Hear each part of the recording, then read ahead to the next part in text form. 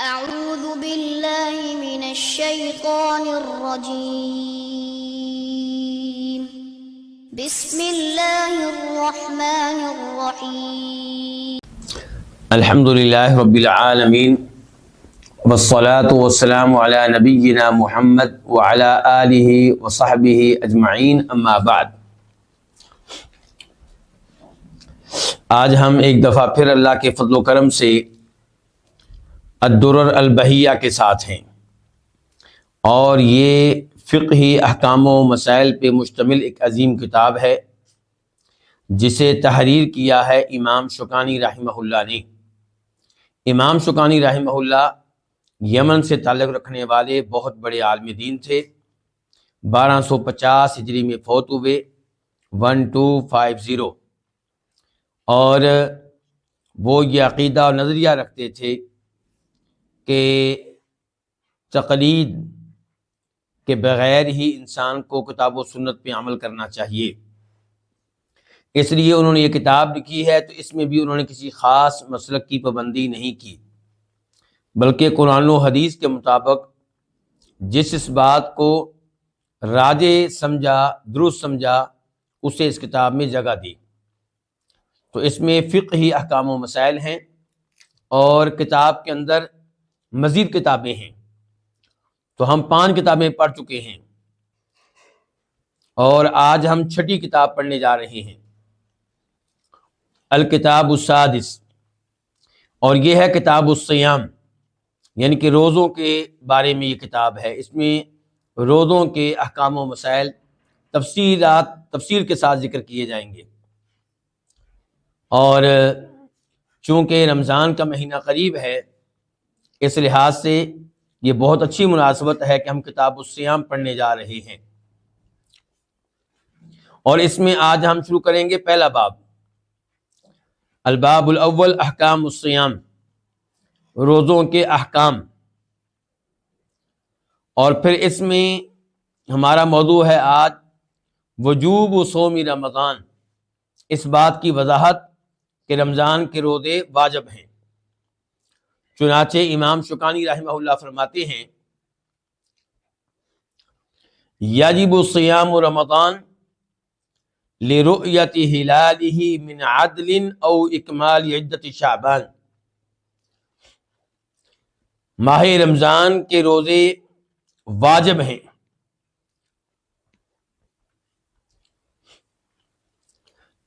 کب واجب ہوں گے؟ لرؤیت ہلالہ، جب اس کا ہلال دیکھ لیا جائے۔ کس کا ہلال؟ رمضان کا ہلال چاند کو کہتے ہیں، نئے چاند کو۔ تو رمضان کے روزے واجب ہیں جبکہ اس کا، یعنی کہ رمضان کا چاند دیکھ لیا جائے۔ دیکھنے والا کون ہو؟ من عادل، کوئی عادل شخص، مسلمان، قابل اعتماد، قابل اعتبار،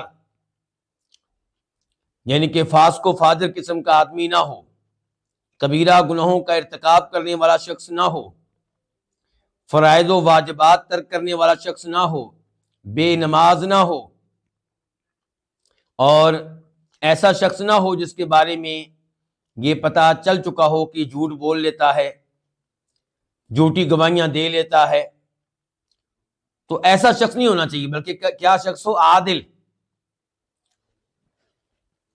تو جب کوئی عادل شخص چاہے ایک ہو، وہ رمضان کا چاند دیکھ لے تو رمضان کے روزے رکھنا واجب ہوں گے۔ او اکمال عدت شعبان، یا شعبان کی تعداد مکمل ہو جائے، یعنی کہ شعبان کے 30 دن پورے ہو جائیں تو رمضان کا چاند نظر نہ آئے، تب بھی رمضان کا آغاز ہو جائے گا اور ماہ رمضان کے روزے رکھنا ہوں گے۔ آئیے اس مسئلے میں جن امور پہ گفتگو کی گئی ہے ان کے دلائل پہ غور کرتے ہیں۔ ہمیں یہ بتایا ہے امام شوکانی نے کہ رمضان کے روزے واجب ہیں۔ کیا دلیل ہے کہ واجب ہیں؟ مستحب کہہ سکتے ہیں، اگر کوئی یہ آدمی عقیدہ رکھے کہ رمضان کے روزے رکھ لینا بہت اچھی بات ہے، عمدہ بات ہے، مستحب ہے، سنت ہے، لیکن یہ واجب نہیں ہے، تو ایسا آدمی روزہ رکھنے کے باوجود غلط قرار پائے گا۔ دلائل واضح کر دیے جائیں پھر بھی وہ ان روزوں کو واجب نہ مانے تو کیا ہوگا؟ کافر قرار پائے گا۔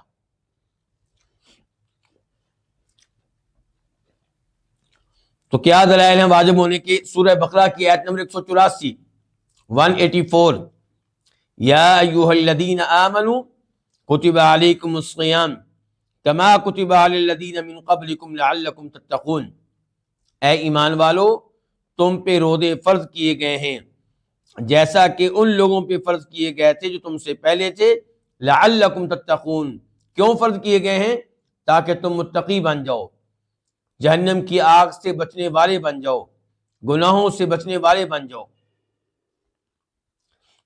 اس کے بعد اللہ نے وضاحت کی کہ یہ روزے کتنے ہیں؟ ایام معدودات، گنتی کے چند دن ہیں، اور مراد اس سے وہی ماہ رمضان ہے۔ واجب ہونے کی دوسری دلیل حدیث ہے جسے امام بخاری روایت کرتے ہیں، اور بخاری شریف میں اس کا نمبر ہے 8، اور امام مسلم روایت کرتے ہیں اور مسلم شریف میں اس کا نمبر ہے 16۔ راوی ہیں عبداللہ بن عمر رضی اللہ عنہما، اور وہ روایت کرتے ہیں نبی علیہ الصلوۃ والسلام سے کہ آپ نے فرمایا بنی الاسلام علی خمسہ، اسلام کی بنیاد رکھی گئی ہے 5 چیزوں پہ، یعنی کہ اسلام کے پلر، ستون، ارکان کتنے ہیں؟ 5۔ علی ان یوحد اللہ، اسلام کا پہلا پلر، پہلا ستون یہ ہے کہ اللہ کی توحید، یعنی کہ یہ عقیدہ رکھا جائے کہ ربوبیت میں اللہ کا کوئی شریک نہیں اور الوہیت میں، عبادت میں اللہ کا کوئی شریک نہیں۔ وَإِقَامِ الصَّلَاةِ، دوسرے نمبر پہ نماز قائم کرنا، یہ دوسرا رکن ہے، دوسرا پلر، دوسرا ستون۔ وَإِيتَاءِ الزَّكَاةِ، تیسرے نمبر پہ زکوٰۃ ادا کرنا۔ وَصِيَامِ رمضان، اور چوتھے نمبر پہ رمضان کے روزے رکھنا۔ وَالْحَجِّ، اور 5ویں نمبر پہ حج کرنا۔ اس حدیث میں جو الفاظ آئے ہیں یہ مسلم شریف سے لیے گئے ہیں، ورنہ یہ حدیث معنی مفہوم کے لحاظ سے بخاری شریف میں بھی موجود ہے۔ تو بہرحال اس میں 5 پلر کا تذکرہ کیا گیا اسلام کے، اور ان میں سے ایک کیا؟ رمضان کے روزے رکھنا۔ تو اس سے آپ اندازہ لگا سکتے ہیں کہ رمضان کے روزوں کی اسلام میں کیا اہمیت ہے۔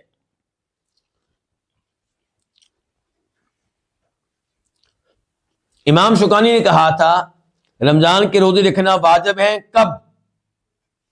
کہتے ہیں کہ جب کوئی عادل شخص رمضان کا چاند دیکھ لے۔ تو اس کی کیا دلیل ہے؟ اس کی دلیل وہ حدیث ہے جس کو امام ابو داؤد رحمہ اللہ روایت کرتے ہیں، نمبر ہے اس کا 2342، 2342۔ راوی ہیں عبداللہ بن عمر رضی اللہ عنہما، کہتے ہیں ترا الناس الہلال، لوگوں نے رمضان کا چاند دیکھنے کی کوشش کی۔ فاخبرت رسول اللہ صلی اللہ علیہ وسلم انی رأیت، تو میں نے نبی علیہ الصلوۃ والسلام کو بتایا کہ میں نے چاند دیکھ لیا ہے۔ فصامہ، تو آپ نے روزہ رکھا۔ وامر الناس بصیامہ، اور لوگوں کو بھی روزہ رکھنے کا حکم دیا۔ اس حدیث کو شیخ البانی رحمہ اللہ نے صحیح قرار دیا ہے۔ تو دیکھیے رمضان کے روزوں کا آغاز کیا گیا ہے کتنے لوگوں کی گواہی پہ؟ ایک آدمی نے کہا ہے، لیکن وہ ایک آدمی کون ہے؟ عادل، قابل اعتماد، قابل اعتبار۔ تو اس نے جب بتا دیا کہ رمضان کا چاند میں نے خود دیکھا ہے، تو ان کی آپ علیہ السلام نے تصدیق کی اور لوگوں کو حکم دیا کہ وہ روزہ رکھیں۔ یہاں پہ اس بات کی بھی وضاحت کر دوں کہ یہی موقف ہے اکثر علماء کرام کا، مثال کے طور پہ امام ابو حنیفہ رحمہ اللہ کا، امام شافعی کا، امام احمد کا، اور اہل ظاہر کا۔ اور دوسرا قول یہ ہے کہ کم از کم 2 عادل شخص یہ بتائیں کہ ہم نے چاند دیکھ لیا ہے تب روزے رکھے جائیں گے ورنہ نہیں۔ کیا دلیل ہے جی آپ لوگوں کی جو کہتے ہیں کہ کم از کم 2 آدمی ہوں؟ کہتے ہیں کہ ہم نے چاند دیکھنے کو قیاس کیا ہے گواہی پہ۔ جب لوگوں کے مابین جھگڑا ہو جائے، مثال کے طور پہ مالی جھگڑا ہو جائے، تو وہاں پہ کتنے لوگوں کی گواہی پہ قاضی فیصلہ کرے گا؟ 2۔ تو اس لیے رمضان کے روزوں کا آغاز بھی 2 آدمیوں کے اس اقرار کے بعد ہوگا جو اقرار کریں گے کہ ہم نے خود چاند دیکھا ہے۔ بظاہر ان کی دلیل کافی مضبوط ہے، اور دل یہ بھی کہتا ہے کہ بھائی صرف ایک آدمی پہ اعتبار کرنا کوئی اچھی بات تو نہیں، لیکن جب حدیث آ جائے تو پھر یہ ساری عقلی باتیں پیچھے رہ جاتی ہیں، ان کی کوئی اہمیت نہیں ہوتی۔ اور ویسے بھی ہم ان سے یہ کہہ سکتے ہیں کہ آپ چاند دیکھنے والے کو گواہ کے اوپر قیاس کر رہے ہیں، گواہ کے اوپر قیاس کر رہے ہیں، آپ اس کی بجائے اس کو راوی کے اوپر قیاس کیوں نہیں کر لیتے؟ راوی کسے کہتے ہیں؟ حدیث روایت کرنے والا۔ اگر جناب عمر فاروق اکیلے کہیں کہ انما الاعمال بالنیات نبی علیہ الصلوۃ والسلام نے کہا تھا، تو کیا امت نے اس حدیث کو تسلیم کیا یا نہیں کیا؟ اور روایت کرنے والے کتنے ہیں؟ 1، اور ان سے آگے روایت کرنے والے 1۔ تو جب حدیث، دین، شریعت، اتنی بڑی حدیث جس کو ہم نے داخل کیا ہر عبادت میں، ہر عبادت کے بارے میں ہم نے کہہ دیا کہ نیت کے بغیر وہ قابل قبول نہیں ہے۔ کیوں؟ کیونکہ اللہ کے نبی صلی اللہ علیہ وسلم نے کہہ دیا انما الاعمال بالنیات۔ تو جب آپ نے ایک راوی کی بات پہ اعتماد کرتے ہوئے شریعت کے اس عظیم حکم کو اور مسئلے کو ثابت کیا ہے، تو اسی طرح ایک قابل اعتبار، قابل اعتماد عادل شخص کے کہنے پہ کہ میں نے چاند دیکھ لیا ہے، یہ فیصلہ کیا جائے گا کہ رمضان کا آغاز ہو چکا۔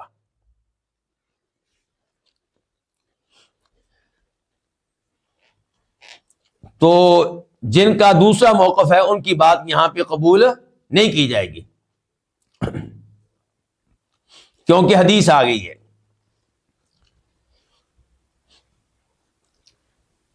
دوسری شکل یہ ہو سکتی ہے کہ شعبان کی تعداد پوری ہو جائے، 29 تاریخ کو چاند تو نظر نہیں آیا، لیکن 30 دن پورے ہو گئے ہیں کس کے؟ ماہ شعبان کے، تو پھر بھی رمضان کا آغاز ہو جائے گا اور روزے رکھے جائیں گے۔ دلیل وہ حدیث ہے جسے امام بخاری روایت کرتے ہیں، نمبر ہے 1909 1909، اور امام مسلم روایت کرتے ہیں، نمبر ہے 1081 1081، کہ جناب ابو ہریرہ کہتے ہیں فرمایا نبی علیہ الصلوۃ والسلام نے صوموا لرؤیتہ، چاند دیکھ کر روزے رکھو، یعنی کہ 29 تاریخ کو اگر چاند نظر نہیں آیا تو روزے نہ رکھو، تو فرمایا چاند دیکھ کر روزے رکھو، وافطروا لرؤیتہ، اور روزے چھوڑو جب چاند نظر آ جائے۔ کس مہینے کا؟ شوال کا، عید کا۔ فَإِنْ غُبِّيَ عَلَيْكُمْ، اگر چاند مخفی رہے، نظر نہ آئے، 29 دن پورے ہو چکے ہیں شعبان کے مہینے کے، اور آپ چاند دیکھ رہے ہیں لیکن وہ نظر نہیں آیا، فرمایا فَأَكْمِلُوا عِدَّةَ شَعْبَانَ 30، تو پھر شعبان کی تعداد کو پورا کر لو، 30 دن شعبان کے پورے کر لو۔ تو اس حدیث سے پتا چلا کہ چاند 29 کو نظر آ جائے تو پھر 29 کے بعد رمضان کا آغاز ہو جائے گا اور اگلے دن روزے رکھے جائیں گے، اور اگر چاند نظر نہ آئے تو پھر شعبان کے چونکہ 30 دن مکمل ہو چکے ہیں تو رمضان کا آغاز کر دیا جائے گا۔ واللہ تعالی اعلم۔ امام شوکانی فرماتے ہیں وَيَصُومُ 30 يَوْمًا مَا لَمْ يَظْهَرْ هِلَالُ شَوَّالٍ قَبْلَ إِكْمَالِهَا، اور 30 دن کے روزے رکھے جبکہ شوال کا چاند ان 30 دنوں کو مکمل کرنے سے پہلے نظر نہ آئے، ظاہر نہ ہو. یعنی کہ اگر 29 رمضان کو چاند نظر نہیں آیا تو پھر کتنے روزے رکھے جائیں گے؟ 30. اچھا، اب اس مسئلے کی کیا دلائل ہیں؟ حدیث وہ جس کو امام بخاری روایت کرتے ہیں، نمبر ہے 1906 1906. امام مسلم روایت کرتے ہیں، نمبر ہے 1080 1080. راوی ہیں عبداللہ بن عمر رضی اللہ عنہما کہ نبی علیہ الصلوۃ والسلام نے رمضان کا تذکرہ کیا تو فرمایا لا تصوموا حتی تروا الہلال، روزے نہ رکھو جب تک کہ تم چاند کو دیکھ نہ لو. یہ دیکھنے کا کہا جا رہا ہے بار بار. اس کا مطلب ہے کہ ان مسائل میں حساب کتاب پہ عمل نہیں کیا جائے گا کہ جناب ہم نے پہلے ہی حساب کر لیا تھا. جو علماء فلک حساب کرتے ہیں اس کے اوپر اعتماد نہیں کیا جائے گا. تو فرمایا تم روزے نہ رکھو یہاں تک کہ تم چاند دیکھ لو، ولا تفطروا، اور تم روزے نہ چھوڑو یہاں تک کہ تم چاند دیکھ لو. کس مہینے کا؟ شوال کا. فَإِنْ أُغْمِيَ عَلَيْكُمْ، اور اگر بادل ہوں، چاند نظر نہ آئے، فَاقْدُرُوا لَهُ، تو پھر اس کا اندازہ کر لو. اندازہ کر لو سے مراد کیا ہے؟ عام طور پہ علماء کرام نے اس سے مراد یہی لیا ہے کہ 30 دن پورے کر لو، اور اسی معنی کی تائید ہوتی ہے دوسری حدیث سے جو بھی اوپر ہم نے پڑھی ہے.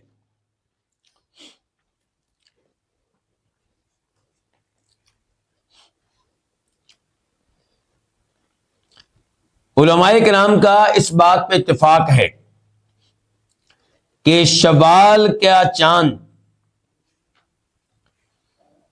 وہ تب مانا جائے گا جب کتنے آدمی گواہی دے دیں؟ 2. رمضان کا چاند ایک آدمی کی گواہی پہ فیصلہ کر دیا جائے گا کہ رمضان کا چاند نظر آ گیا اور اگلے دن روزے رکھے جائیں گے. لیکن عید کا چاند اس کا فیصلہ تب ہوگا جب کتنے آدمی گواہی دے؟ 2. قابل اعتماد، قابل اعتبار عادل آدمی وہ کہیں کہ ہم نے چاند دیکھا ہے تو تب اعلان کیا جائے گا کہ کل عید ہے. تو یہاں پہ ایک آدمی کافی نہیں ہے، یہاں پہ کتنے آدمی ضروری ہیں؟ 2. تو فرق ہے، اور عقلی طور پر بھی فرق درست نظر آتا ہے. حدیث سے پہلے عقل بھی یہی کہتی ہے. کیوں؟ کیونکہ عید کی بڑی لوگوں کو خوشی ہوتی ہے، چاہت ہوتی ہے، تو اس میں خطرہ ہے کہ کوئی آدمی گڑبڑ نہ کر دے. عید کی خوشی میں اور ایک روزے سے بچنے کے لیے یہ نہ کہہ دے کہ چاند نظر آ گیا ہے. حالانکہ ایسی امید نہیں ہے، ایسا خطرہ نہیں ہے کیونکہ وہ عادل ہے. لیکن بہرحال احتیاط اچھی ہے، تو اس لیے شریعت نے یہاں پہ کتنے لوگ کہے ہیں؟ 2. کیا دلیل ہے جی؟ نبی علیہ الصلوۃ والسلام فرماتے ہیں فَإِن شَهِدَ شَاهِدَانِ، اگر 2 آدمی گواہی دیں تو تب فصوموا، روزے رکھو، وَأَفْطِرُوا، اور تب روزے ترک کرو، چھوڑو. اس حدیث کو روایت کی امام نسائی نے، نمبر ہے 2116 2116، اور امام احمد نے اپنی مسند میں، اور وہاں پہ اس کا نمبر ہے 18895 18895. اچھا، اب اس حدیث میں تو کہا جا رہا ہے کہ 2 آدمیوں کی گواہی پہ روزے رکھے جائیں گے اور 2 ہی آدمیوں کی گواہی پہ روزے ترک کیے جائیں گے. جبکہ ہم تھوڑی دیر پہلے کیا کہہ چکے ہیں؟ 1 آدمی کی گواہی پہ روزے شروع کیے جائیں گے اور 2 آدمیوں کی گواہی پہ روزے ترک کیے جائیں گے. چونکہ ہمارے پاس 2 حدیثیں آ چکی ہیں. ایک حدیث یہ بتا رہی ہے جو ابھی ہم نے پڑھی ہے کہ 2 آدمیوں کی گواہی پہ روزے رکھے جائیں گے اور 2 آدمیوں کی گواہی پہ روزے چھوڑے جائیں گے، یعنی کہ عید کا اعلان کیا جائے گا. اور اوپر عبداللہ بن عمر نے بتایا کہ صرف میرے کہنے پہ آپ نے ماہ رمضان کا اعلان کر دیا تھا. تو اب اس سے پتا چلا کہ اگر 2 آدمی گواہی دے دیں کہ رمضان کا چاند نظر آ گیا ہے تو روزے رکھے جائیں گے. اچھی بات ہے، 3 گواہی دے دیں روزے رکھے جائیں گے، 4 گواہی دے دیں روزے رکھے جائیں گے، اور عبداللہ بن عمر کے حدیث میں بتا دیا کہ ایک آدمی بھی گواہی دے دے تو روزے رکھے جائیں گے۔ جہاں تک عید کا تعلق ہے تو اس میں یہ حدیث اپنی جگہ پہ بالکل واضح ہے کہ 2 آدمی گواہی دیں گے تو تب عید کے چاند کا اعلان کیا جائے گا اور تب روزے ترک کیے جائیں گے۔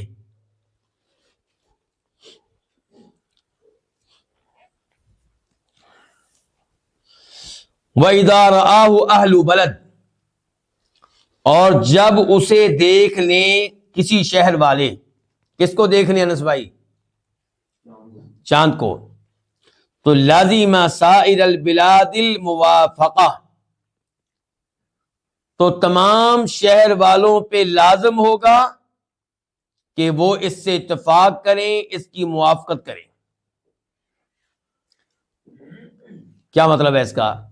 مثال کے طور پہ سعودیہ میں چاند دیکھ لیا گیا رمضان کا، تو پوری دنیا کے مسلمانوں پہ واجب ہوگا کہ وہ سعودیہ کے ساتھ رمضان کا آغاز کر دیں، اور اگر سعودیہ میں دیکھ لیا گیا عید کا چاند تو پوری دنیا کے مسلمانوں پہ واجب ہوگا کہ وہ کیا کریں؟ وہ عید کا اعلان کر دیں اور اگلے دن عید کی نماز پڑھیں، اگلے دن کو عید کے طور پہ منائیں۔ یہ مفہوم ہے اس کلام کا جسے ذکر کیا ہے امام شوکانی رحمہ اللہ نے، اور یہی موقف ہے اس مسئلے میں امام ابو حنیفہ رحمہ اللہ کا اور امام احمد کا۔ کون سے 2 امام ہیں جی؟ امام ابو حنیفہ رحمہ اللہ اور امام احمد۔ دوسرا موقف یہ ہے اس مسئلے میں کہ ہر شہر والوں کی اپنی رویت کا اعتبار ہوگا، یعنی کہ پاکستان کے لوگ تب رمضان کا آغاز کریں جب یہاں پہ چاند نظر آ جائے، انڈیا کے لوگ تب رمضان کا آغاز کریں جب وہاں پہ چاند نظر آ جائے، سعودیہ کے لوگ تب رمضان کا آغاز کریں جب وہاں چاند نظر آ جائے، شام کے لوگ تب رمضان کا آغاز کریں جب وہاں پہ چاند نظر آ جائے، اور اسی طرح معاملہ ہوگا عید کا۔ یہ موقف ہے قاسم بن محمد کا۔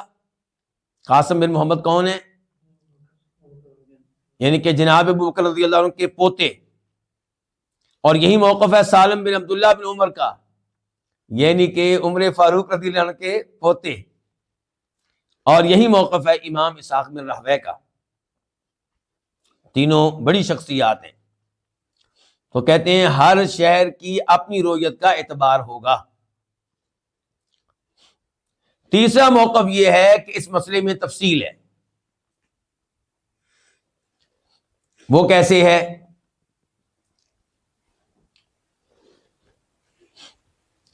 کہ اگر مطلع ایک ہے، مطلع کیا ہے؟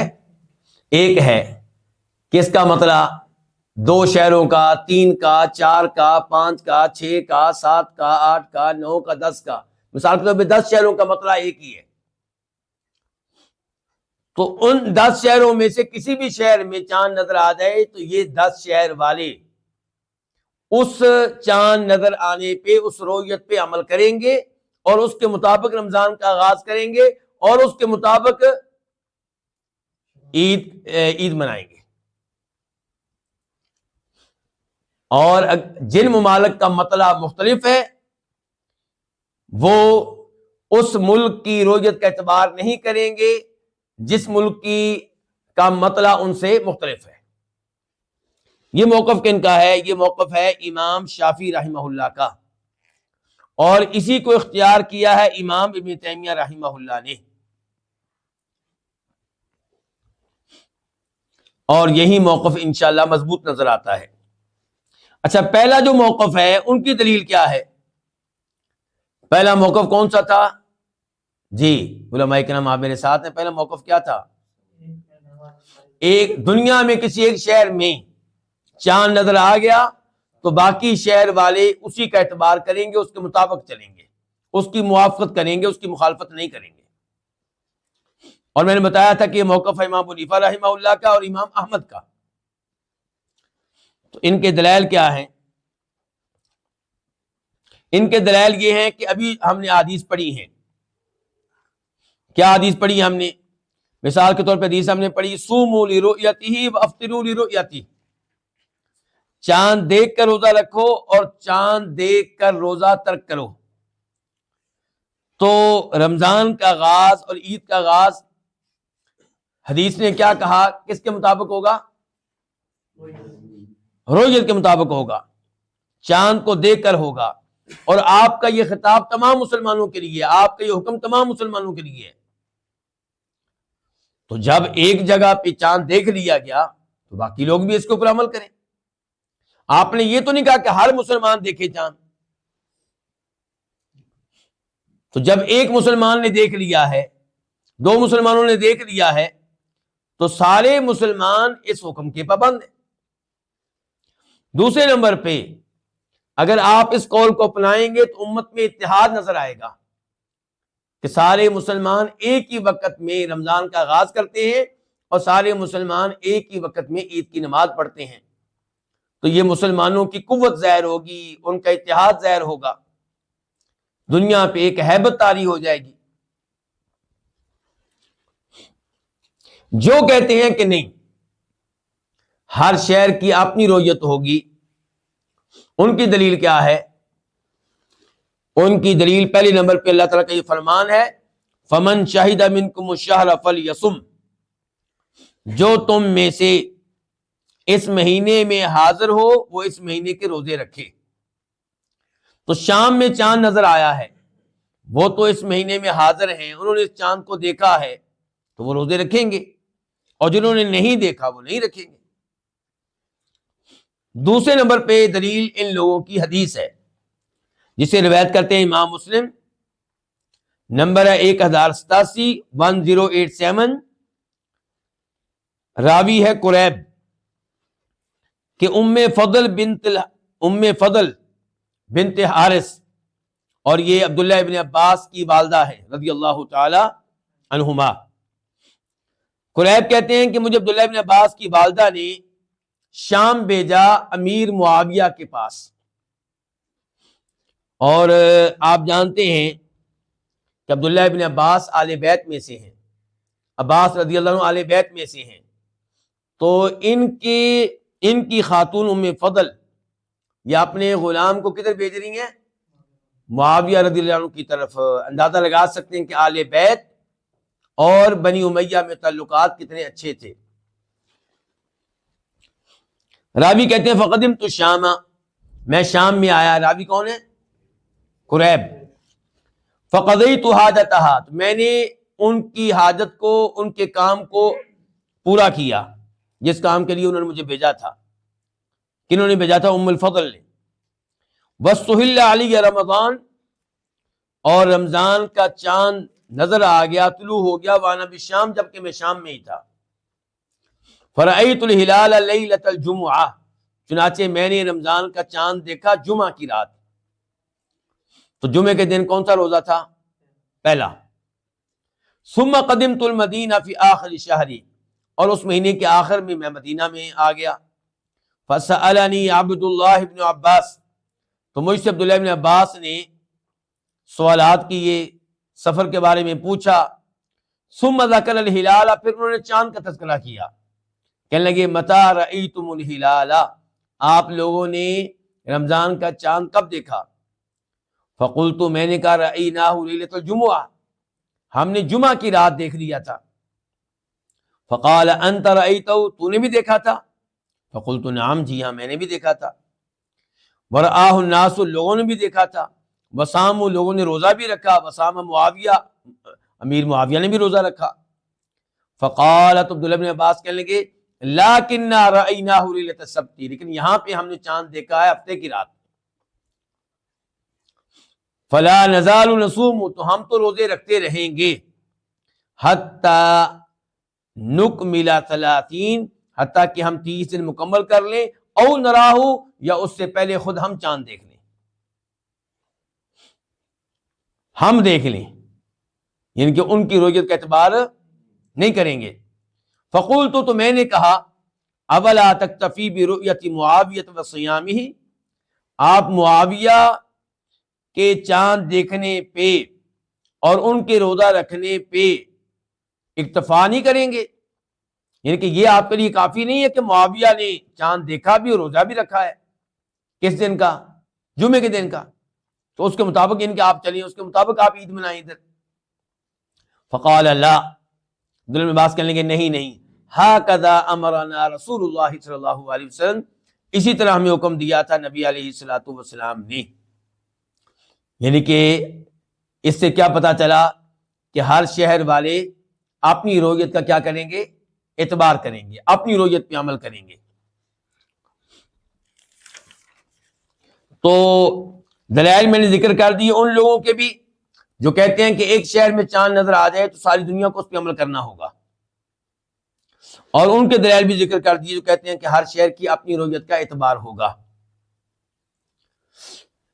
ان دو قولوں کے بیچ میں وہ قول ہے جو امام شافعی رحمہ اللہ کا ہے، وہ کیا کہ اگر مطلع ایک ہے پاکستان میں اور سعودیہ میں، چاند عام طور پہ ایک دن نظر آتا ہے، تو پھر اگر سعودیہ میں نظر آ جائے تو پاکستان والے بھی اس پہ عمل کریں گے، پاکستان میں نظر آ جائے تو سعودیہ والے بھی اس پہ عمل کریں گے۔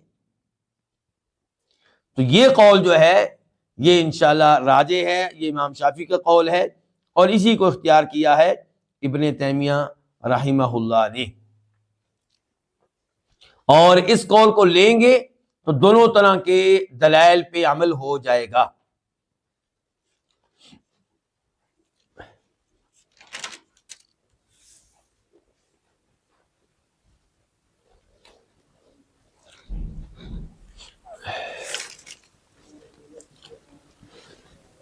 جی اس کے بعد کیا کہتے ہیں امام شوکانی رحمہ اللہ؟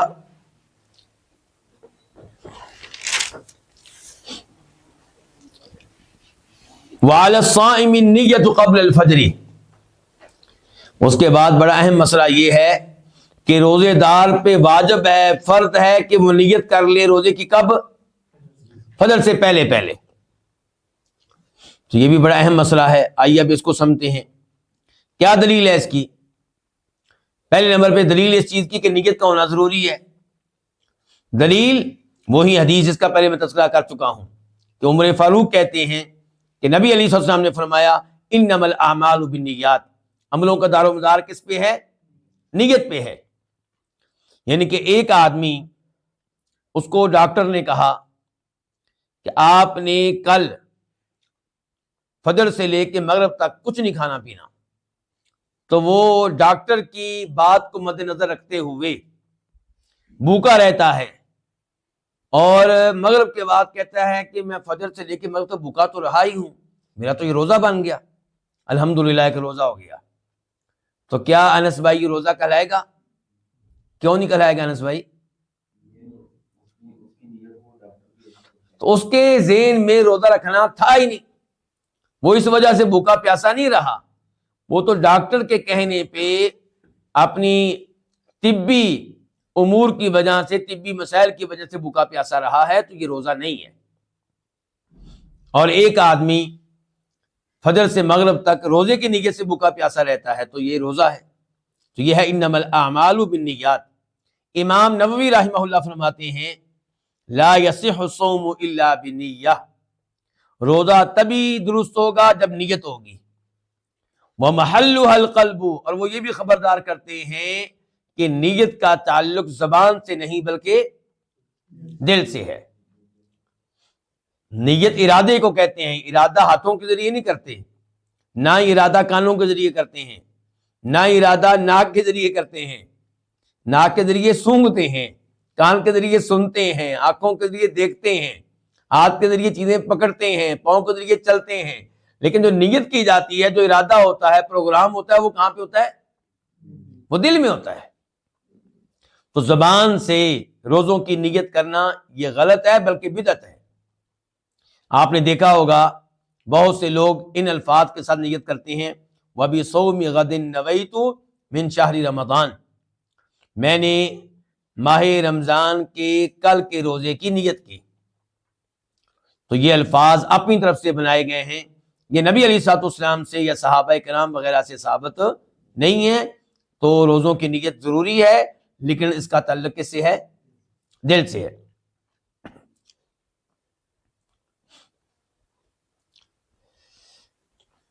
نیت کیسے ہوگی؟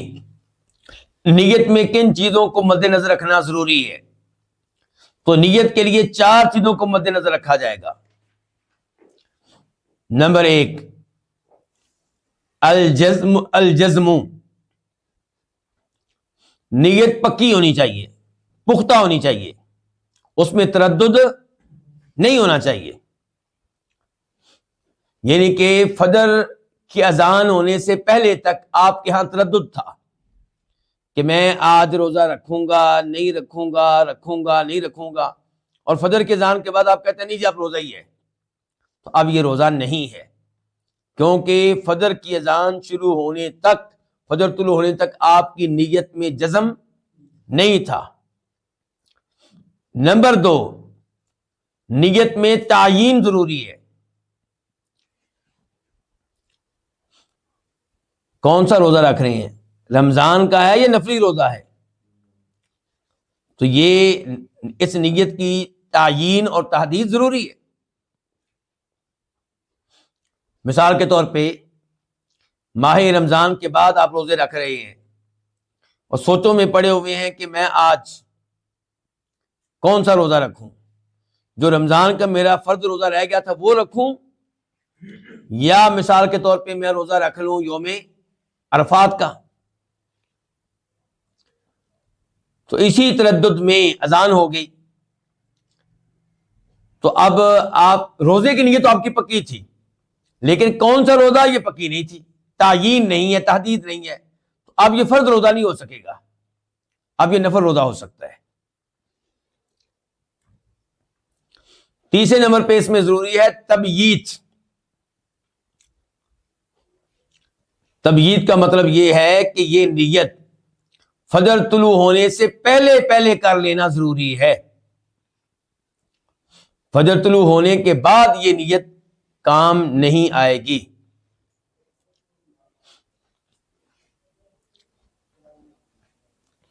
اور چوتھے نمبر پہ جمہور علماء کرام کے نزدیک یہ بھی ضروری ہے کہ رمضان کی ہر رات میں آنے والے روزے کی نیت کر لی جائے.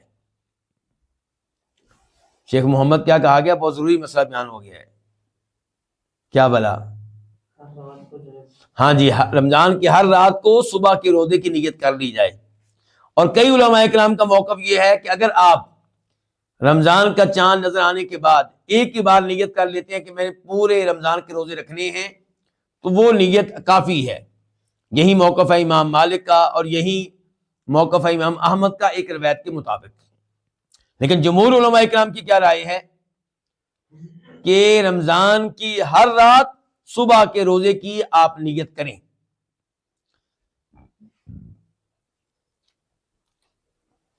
اور احتیاط اسی موقف میں ہے. کون سے موقف میں؟ جمہور والے موقف میں، کہ ہر رات صبح کے روزے کی نیت ہونی چاہیے. دلائل کی طرف بعد میں آتے ہیں. اس سے پہلے یہ کہ یہ نیت کیسے ہوگی، یہ تو ہم بتا چکے کہ زبان سے نہیں بلکہ دل سے ہوتی ہے. ایک آدمی سحری کے وقت اٹھتا ہے، دل میں کیا ہے؟ کیوں اٹھاؤں؟ سحری کھانے کے لیے، روزہ رکھنے کے لیے، تو نیت ہو گئی. ایک آدمی فجر طلوع ہونے سے پہلے کھانا کھا رہا ہے، پانی پی رہا ہے، اس کے دل میں کیا ہے؟ کیوں پانی پی رہا ہوں، کیوں کھانا کھا رہا ہوں؟ کہ آج میں نے روزہ رکھنا ہے. تو یہ اس کی نیت درست ہے، اس کی نیت ہو گئی. اچھا، کیا اب ہم دلائل کی طرف آئیں گے؟ یہ پہلے طے ہو چکا کہ نیت ضروری ہے، لیکن اب ہم نے یہ بھی کہا تھا کہ فرض روزے کی نیت ضروری ہے فجر طلوع ہونے سے پہلے پہلے. دلیل وہ حدیث ہے جس کو امام ابو داؤد رحمہ اللہ نے روایت کیا ہے. نمبر ہے 2454 2454، اور امام ترمذی نے روایت کیا نمبر ہے 730 730. امام ماجہ نے روایت کیا نمبر ہے 1700 1700. راوی ہیں ام المؤمنین سیدہ حفصہ رضی اللہ تعالی عنہا کہتی ہیں کہ فرمایا نبی علیہ الصلوۃ والسلام نے من لم یجمع الصیام قبل الفجر فلا صیام لہ، جو فجر سے پہلے، فجر طلوع ہونے سے پہلے روزے کی نیت نہیں کرتا اس کا کوئی روزہ نہیں ہے۔ اس حدیث سے ایک پتہ چلا کہ نیت ضروری ہے، اور دوسرے نمبر پہ کیا پتہ چلا کہ یہ نیت کب ہو جانی چاہیے؟ فجر طلوع ہونے سے پہلے پہلے۔ اور اسی حدیث سے اس بات کی بھی کافی حد تک تائید ہوتی ہے کہ ہر روزے کی نیت الگ سے ہونی چاہیے، الگ سے ہونی چاہیے۔ تو آپ کیا کہہ رہے ہیں کہ فجر سے پہلے پہلے نیت کا ہونا ضروری ہے۔ اس حدیث کو شیخ البانی رحمہ اللہ نے صحیح قرار دیا ہے۔ کئی علماء کرام اس حدیث کو ضعیف قرار دیتے ہیں، لیکن اپنے شواہد، اپنے قرائن کی وجہ سے یہ حدیث صحیح ہے، خصوصاً اس لیے کہ عبداللہ بن عمر کا فتویٰ بھی اس حدیث کے مطابق ہے، اور خود سیدہ حفصہ کا اپنا فتویٰ القول بھی اس حدیث کے مطابق ہے۔ جہاں تک تعلق ہے نفل روزے کا، تو اس کی نیت فجر کے بعد بھی کی جا سکتی ہے، زوال سے پہلے پہلے کسی وقت بھی آپ اس کی نیت کر سکتے ہیں۔ شرط یہ ہے کہ فجر طلوع ہونے کے بعد آپ نے کوئی چیز کھائی اور پی نہ ہو۔ کیا دلیل ہے اس کی؟ اس کی دلیل وہ حدیث ہے جس کو امام مسلم روایت کرتے ہیں، نمبر ہے 1154 1154، راوی ہیں سیدہ عائشہ رضی اللہ تعالی عنہا، کہتی ہیں کہ دخل علی النبی صلی اللہ علیہ وسلم ذات یوم، ایک دن نبی علیہ السلام میرے پاس تشریف لائے، فقالت، آپ نے کہا، هل عندکم شیء، کیا تم لوگوں کے پاس کوئی چیز ہے؟ کیا مراد ہے یہاں پہ چیز سے؟ کھانے پینے والی۔ تو قرینہ تحدید کر دیتا ہے کہ عموم سے کیا مراد ہے، کیونکہ یہاں پہ شیء ان سے مراد یہ نہیں ہے کہ کوئی لکڑی ہے یا کوئی پتھر ہے یا کوئی سونا ہے یا کوئی چاندی ہے۔ سیاق و سباق بتا رہا ہے کہ اس سے مراد کیا ہے؟ کھانے پینے کی کوئی چیز۔ فقلنا لا، تو ہم نے کہا نہیں، کوئی چیز نہیں ہے۔ قال فإني إذن صائم، تو آپ نے کہا تب میں روزے میں ہوں۔ تب یہ جو الفاظ ہیں نا اذن کے، تب کے، اس سے علماء کرام نے استدلال کیا، امام تیمیہ رحمہ اللہ نے استدلال کیا کہ اس کا معنی یہ نکلا کہ جب تمہارے پاس کوئی چیز نہیں ہے تب میں روزے کا آغاز کر رہا ہوں۔ اس کا مطلب ہے کہ پہلے روزہ رکھا نہیں ہوا تھا۔ اور اس سے یہ بھی پتا چلا کہ نبی علیہ الصلوۃ والسلام کے گھر میں کھانے پینے کی کوئی چیز نہیں تھی، اور کتنا شکوہ کرتے تھے اللہ تعالیٰ سے کہ میں سب سے بڑھ کے عبادت کرتا ہوں، سب سے زیادہ تہجد پڑھتا ہوں، سب سے زیادہ تلاوت کرتا ہوں، میرے گھر میں کھانے پینے کی کوئی چیز نہیں ہے۔ نہیں، صابر شاکر۔ آج ہم 2 نمازیں پڑھ لیں اور ہماری خواہشات پوری نہ ہو تو دل میں اللہ کے اوپر شکوے شکوے۔ ثم اتانا یوما آخر، پھر ہمارے پاس ایک دن اور آئے، کسی اور دن آئے۔ فقلنا، تو ہم نے کہا، یا رسول اللہ اہدی لنا حیث، اے اللہ کے رسول ہمیں حیث تحفے کے طور پہ دیا گیا ہے۔ حیث کس کو کہتے ہیں؟ کھجوروں کے حلوے کو۔ فقال، تو آپ نے کہا، ارینیہ، دکھاؤ، لاؤ۔ فلقد اصبحت صائما، میں نے صبح کی تھی کس حالت میں؟ روزے کی حالت میں، یعنی کہ میں نے روزہ رکھا ہوا تھا لیکن اب تمہارے پاس کھانے پینے کی چیز ہے کہ لاؤ۔ پھر کیا پتا چلا کہ نفلی روزہ رکھنے کے بعد توڑا جا سکتا ہے، لیکن انتہائی کیا مجبوری تھی یہاں پہ؟ تو بتانا یہ چاہتا ہوں، کئی لوگ سمجھتے ہیں کہ شاید نفلی روزہ رکھ لیا ہے تو اب توڑنا جرم ہے۔ ان کو ولیمے کی دعوت مل جائے تو دل کر بھی رہا ہو تو روزہ نہیں توڑیں گے، ایک اللہ سے شرماتے ہوئے کہ لوگوں سے شرماتے ہوئے کہ لوگ کیا کہیں گے۔ بھی اگر آپ روزہ نہیں توڑنا چاہتے تو شریعت آپ کے اوپر واجب قرار نہیں دیتی کہ آپ روزہ توڑیں، لیکن اگر دل کر رہا ہے آپ کا کھانا کھانے کو کوئی چیز گھر میں آ گئی ہے تو آپ روزہ توڑ سکتے ہیں، شرعی طور پہ کوئی گناہ نہیں ہے، روزہ توڑا جا سکتا ہے، اس میں کوئی حرج نہیں۔ البتہ اس روزے کے بدلے میں کتنے روزے رکھنے ہوں گے؟ کچھ بھی نہیں، یہ بھی ذہن میں رہے۔ نفلی روزہ اگر توڑا ہے تو اس کے بدلے میں کوئی اور روزہ رکھنا واجب نہیں ہے، رکھیں تو اچھی بات ہے۔ اصل میں اصول یہ ہوا کرتا ہے کہ اگر آپ نے نفل عبادت توڑ دی ہے تو اس کی قضا بھی نفل ہی ہے، واجب نہیں ہے۔ اگر سنت عبادت آپ نے توڑ دی ہے تو اس کی قضا سنت ہے، واجب نہیں ہے۔ اگر واجب عبادت آپ نے توڑ دی ہے تو اس کی قضا واجب ہے۔ یہاں پہ راوی وضاحت کرتے ہیں، سیدہ عائشہ سے اس حدیث کو روایت کیا ہے ایک خاتون نے جن کا نام ہے عائشہ بنت طلحہ، اور ان سے روایت کیا ہے ایک راوی نے طلحہ نے۔ تو طلحہ کہتے ہیں کہ فَأَصْبَحَ صَائِمًا وَأَفْطَرَ، کہ دیکھیے آپ روزے کی حالت میں تھے اور پھر روزہ آپ نے کیا کیا؟ توڑ لیا۔ یہ الفاظ ابو داؤد شریف میں آئے ہیں۔ بلکہ یہاں سے مجھے وہ حدیث بھی یاد آ رہی ہے جو پہلے بھی میں نے اپنے دروس میں بیان کی ہے، لیکن موقع کی مناسبت سے بیان کر دیتا ہوں، اس میں دیگر بھی کئی فوائد مل جاتے ہیں،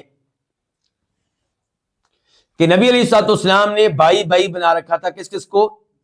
سلمان فارسی کو اور ابو درداء رضی اللہ تعالیٰ عنہ کو۔ تو ایک بار سلمان فارسی ابو درداء کے گھر آئے ان کی زیارت کے لیے، اپنے بھائی کو ملنے کے لیے، اور ان دنوں پردے کے احکام نازل نہیں ہوئے تھے۔ سلمان فارسی جب آئے تو ابو درداء گھر میں موجود نہیں تھے، ان کی وائف، ان کی بیگم موجود تھی، لیکن ان کی حالت عجیب و غریب، یعنی کہ جو کپڑے پہنے ہوئے تھے ان سے لگتا نہیں تھا کہ یہ خاتون خامن کا کوئی اہتمام کرتی ہوں، خامن کے لیے کوئی بن ٹھن کر رہتی ہوں، ایسی صورتحال نہیں تھی۔ تو سلمان نے پوچھا کہ آپ نے اپنی یہ حالت کیوں بنا رکھی ہے؟ تو وہ کہنے لگی کہ تمہارے بھائی ابو درداء کو میری کوئی ضرورت ہی نہیں ہے، یعنی کہ میری کوئی ضرورت ہو تو میں اپنا اہتمام کروں، ان کو میری کوئی ضرورت ہی نہیں ہے، یعنی کہ انہیں مجھ میں کوئی دلچسپی نہیں ہے، یعنی کہ میرے ہاتھ کا پکا ہوا کھانا تو کھائیں گے، گھر کے کام بھی کروا لیں گے، میں کرتی ہوں، لیکن میاں بیوی کے جو حقوق ہوتے ہیں اس لحاظ سے انہیں مجھ سے کوئی دلچسپی نہیں ہے۔ تو سلمان فارسی شاید واپس چلے جاتے، لیکن جب یہ الفاظ سنے تو دل ہی ٹھہر گئے، یعنی کہ عزم کر لیا کہ آج اپنے بھائی کی کیا کرنی ہے؟ اصلاح کرنی ہے۔ تو ابو درداء آئے اور بہت اچھا استقبال کیا سلمان کا رضی اللہ عنہ، وائف سے کہا ان کے لیے کھانا بناؤ، کھانا بن گیا، کھانا ان کے سامنے رکھا، کھانا کھائیں میرے بھائی۔ تو کہا آپ بھی میرے ساتھ کھائیں، کہا میں تو نہیں کھاؤں گا۔ کیوں جی؟ میں نے روزہ رکھا ہوا ہے۔ تو کہا اللہ کی قسم اگر آپ نہیں کھائیں گے تو میں بھی نہیں کھاؤں گا۔ گویا کہ سلمان فارسی ابو درداء کو مجبور کر رہے ہیں کس چیز پہ؟ روزہ توڑنے پہ قسم دے دی ہے۔ تو انہوں نے روزہ توڑ دیا، کھانا کھایا ان کے ساتھ، پھر رات بھی ادھر ہی ٹھہر گئے۔ رات عشاء کے بعد بستر لگا دیا گیا، کن کے لیے؟ سلمان فارسی کے لیے، اور کہا گیا جی آپ آرام کریں۔ تو انہوں نے کہا آپ کیا کرنے لگے ہیں؟ کہا میں تھوڑی سی نماز پڑھنے لگا ہوں۔ کہا ادھر میرے ساتھ لیٹ جاؤ۔ آپ نے ساتھ لٹا لیا، پھر اٹھنے کی کوشش کی انہوں نے، ابو درداء، لیکن سلمان فارسی نے ان کو مجبور کیا کہ وہ اپنی نیند پوری کریں۔ جب رات کا آخری پہر تھا، جس کو ہم لوگ کہتے ہیں تہجد کا ٹائم، حالانکہ تہجد کا ٹائم تو عشاء سے لے کے فجر تک ہے، لیکن چلو جس کو ہم کہتے ہیں، تو اس ٹائم سلمان فارسی نے کہا اب اٹھو۔ دونوں اٹھے، دونوں بھائیوں نے وضو کیا، پھر نماز پڑھی، اور اس کے بعد فجر کی نماز کہاں پہ آ کے پڑھی؟ مسجد میں۔ اور اس سے پہلے سلمان فارسی عمل کے ساتھ ساتھ زبانی نصیحت بھی کر چکے تھے ابو درداء کو۔ کیا نصیحت کی تھی؟ دیکھو تمہاری آنکھ کا تمہارے اوپر حق ہے، نیند پوری کیا کرو اپنی، تمہارے جسم کا تمہارے اوپر حق ہے، اس کو آرام دیا کرو، تمہارے مہمانوں کا تمہارے اوپر حق ہے، تمہاری بیگم کا تمہارے اوپر حق ہے، تمہارے رب کا تمہارے اوپر حق ہے۔ فَآتِ كُلَّ ذِي حَقٍّ حَقَّهُ، ہر حق والے کو اس کا حق ادا کرو۔ تو ابو درداء جب مسجد نبوی میں آئے تو نبی علیہ الصلوۃ والسلام سے ملاقات کی اور یہ پوری بات آپ کے سامنے رکھی، یعنی کہ روزہ تلوا دیا میرا، اور رات کو مجھے سونے پہ مجبور کیا ہے، اور پھر آخر میں یہ باتیں بھی کی ہیں۔ تو نبی علیہ السلام نے فرمایا صدق سلمان، سلمان نے جو کچھ کہا درست کہا، جو کچھ کیا درست کیا۔ تو اس حدیث سے کیا پتا چلا؟ ایک تو یہ پتا چلا کہ نفلی روزہ توڑا جا سکتا ہے، اور آپ علیہ الصلوۃ والسلام نے آگے سے یہ نہیں کہا کہ اب اس روزے کے بدلے میں قضا دینی ہوگی۔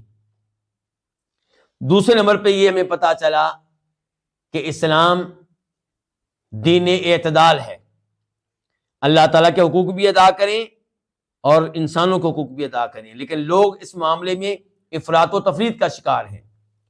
کئی لوگ ایسے ہیں، اکثریت ایسی ہے جو اسلام صرف اخلاق کو سمجھتے ہیں، غریبوں کی مدد کرنے کو اسلام سمجھتے ہیں، نمازیں نہیں پڑھیں گے، روزے نہیں رکھیں گے، اللہ کی عبادت نہیں کریں گے، اللہ کے حقوق ادا نہیں کریں گے، بلکہ بسا اوقات آپ کو یہ لکھا ہوا بھی نظر آئے گا کہیں نہ کہیں کہ جناب مسجد میں سیمنٹ کی بوری دینے سے پہلے یہ دیکھ لیں کہ کہیں آپ کا پڑوسی بھوکا نہ ہو۔ گویا کہ اللہ کے حقوق کو حقیر جانا جاتا ہے، معمولی سمجھا جاتا ہے۔ عمرہ کرنے والوں کی حوصلہ شکنی کی جائے گی، بلکہ چند دن پہلے مجھے یاد آیا، چند دن پہلے مجھے ایک پی ایچ ڈی ڈاکٹر ملے، وہ کسی یونیورسٹی میں پڑھاتے ہیں، بڑی انٹرنیشنل قسم کی یونیورسٹی ہے۔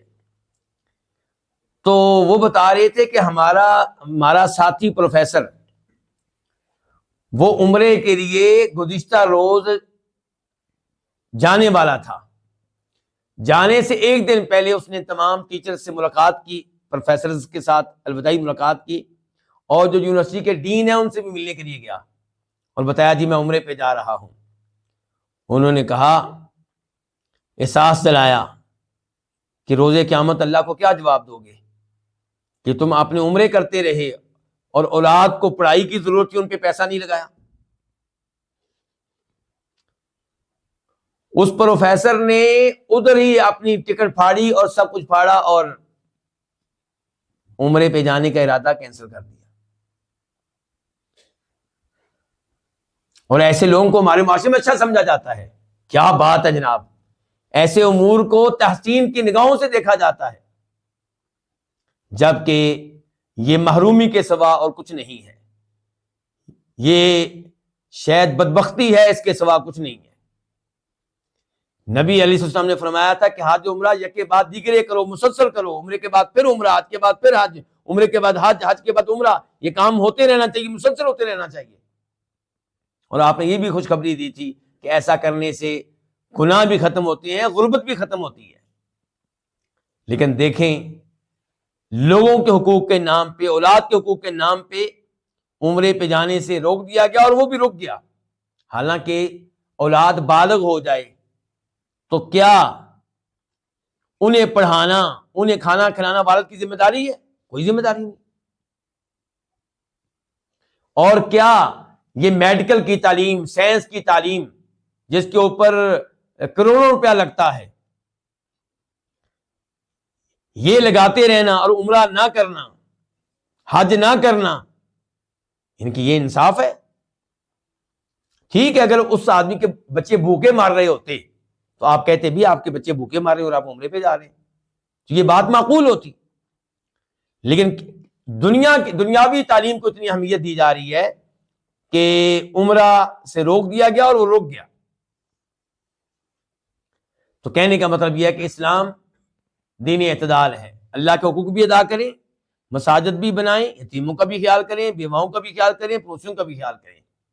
فآت کل ذی حق حقہ، ہر ایک کو اس کے حقوق دیں، اور اللہ کے حقوق سب سے پہلے ہیں۔